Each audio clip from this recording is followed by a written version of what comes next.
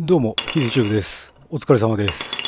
動画の冒頭からお前は一体何をやってるんだとお思いかもしれませんけれども、これはですね、机に部品を落とすことで素材の違いを音で見分けてます。普通のプラ素材だとこのように結構甲高い音がするんですよね。それに対してこれわかります？これアサフレックスですよ。この鈍い音わかりますか？この腕はアサフレックス製ですね。わかりました。オッケーオッケー。はい、それでは覚悟完了しましたので、リミテッドモデルの強化骨格0を作っていこうと思います。とりあえず部品を仕分けしまして、こちらは PS、こちらはアサフレックスの部品となっております。説明書を見ても A1A2 パーツがおそらく PS 製で B パーツがアサフレックス製ということで間違いないと思います。さて問題はこちらのアサフレックス製の部品なんですけども、非常に柔らかくて加工が困難ということで有名ですが、とりあえずヤスリを当ててみますか。思ったよりは普通に削れるような気がします。でもやっぱり削りにくいは削りにくいですね。粘りが非常に強いです。これパーティングラインを消すのはなかなか至難の技ですね。ということでコメントでいただきました。冷やせば実は削りやすくなるという技を試してみようと思います。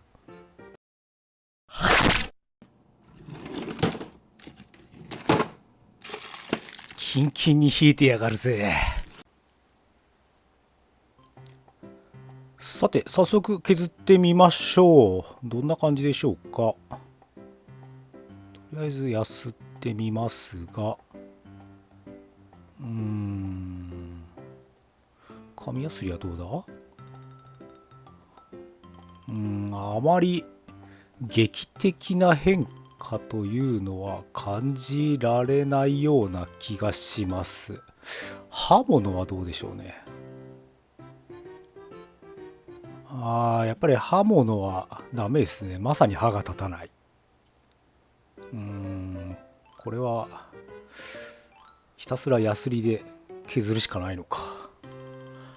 結局たどり着いた答えがパーティングラインのところをデザインナイフでうっすら切り取った後に目の粗い240番のヤスリでひたすらガシガシ削るという荒技です。これが一番手っ取り早かったです。試した中では。こんな感じでパーティングラインを薄く削り取りまして、紙やす240番でガシガシ削っていくという。これでとりあえずパーティングラインは消せます。これ使ってる紙やすりもかなり目の粗いやつです。角っこを攻めようとするとこっちの方が楽かな。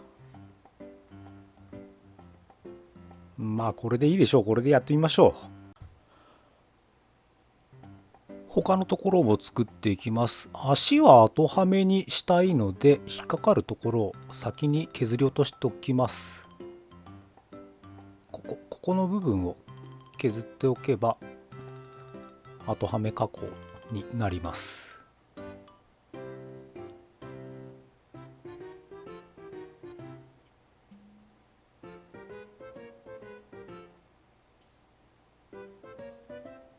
それからこのピンは全く信用ならないんで全部切り落としていきます。どうせ接着してしまいますし関係ないです。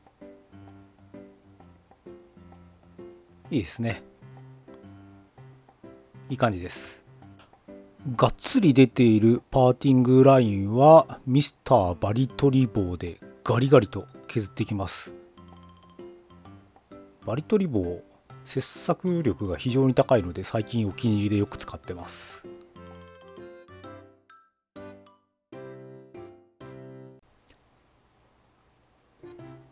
頭と胴体と足に合わせ目が出ますので接着をしていこうと思います。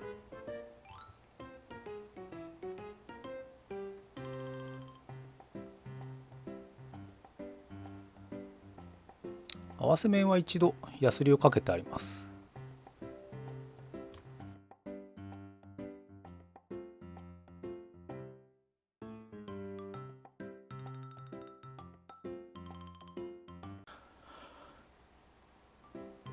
瞬着パテナどを駆使しつつ合わせ目を消して表面処理をある程度終わらせましたら、このですねダッサい立ち姿をちょっとなんとかしたいなと思うので、この辺をいじりますかね。足の付け根、足をねもうちょっと開いた感じ、こんな感じに変更したいんですよ、ポーズを。ということで瞬着パテを使ってなんとかしていこうと思います。本当は軸打ちなんかしたりしてポーズをうまいこと固定した後に接着するんですけど、私は怠惰なので一発勝負できます。よいしょ。よし、ここらへんかな。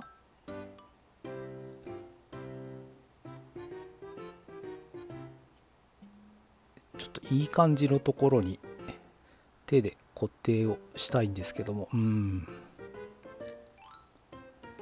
どこだ、ちょっと難しいですね。よし、ここだ。ここで瞬着硬化スプレー。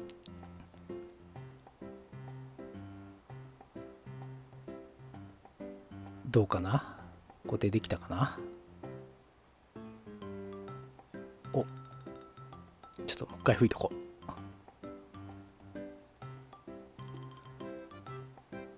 いいんじゃないでしょうか。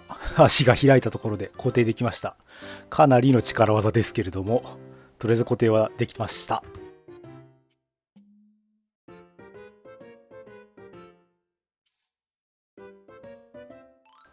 足の取り付けを変えると今度は足の裏がうまく接地しなくなりますので、足首の干渉するところを削っていきます。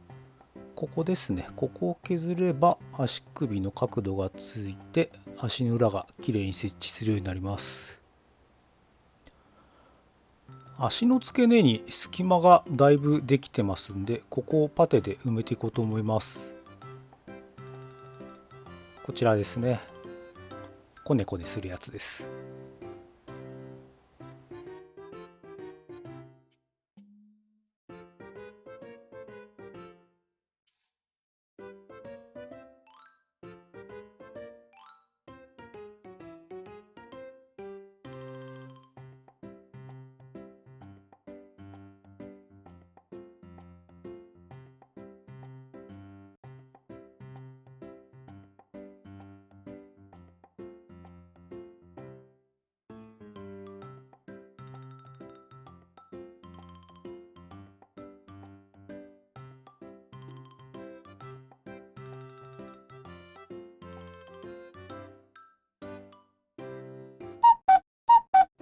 今回は黒サフを使っていきます。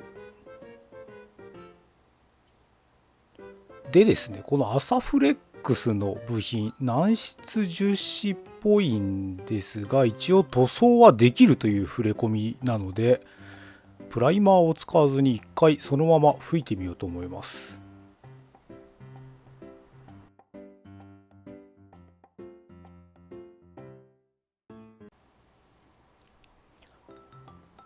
触った感じ、塗料は定着してるっぽいですね。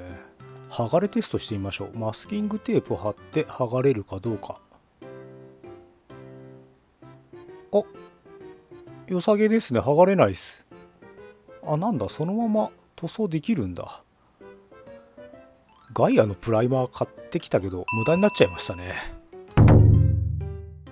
メインのカラーはおなじみガイアカラーのフレームメタリックを使っていきます。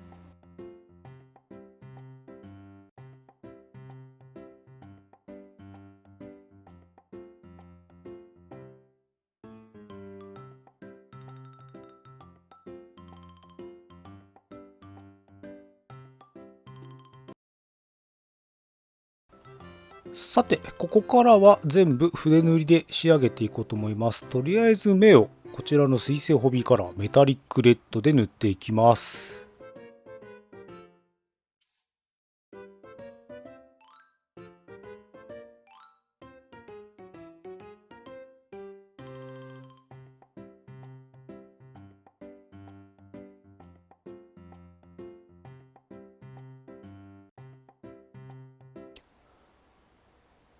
続いて関節周りを黒で塗っていきます。完成見本の青い色がどうしても好きになれなくてですね、何かいい塩梅の色分けがないかと思っていたら SH フィギュアーツがこういう色分けなんですよね。あれを参考にしていこうと思います。塗装する上での注意点というほどでもないんですけれども、この辺はモールドがまるっきり潰れちゃってて、明確な塗り分け位置というのがさっぱり分かりません。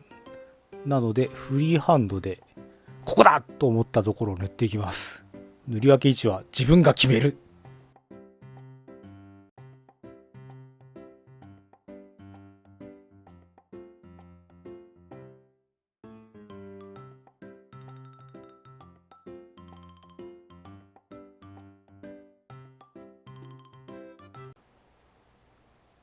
最後に何か物足りない感じがするんで、こちらのミスターウェザリングカラーマルチブラックでウォッシングをして終わりにしようかなと思います。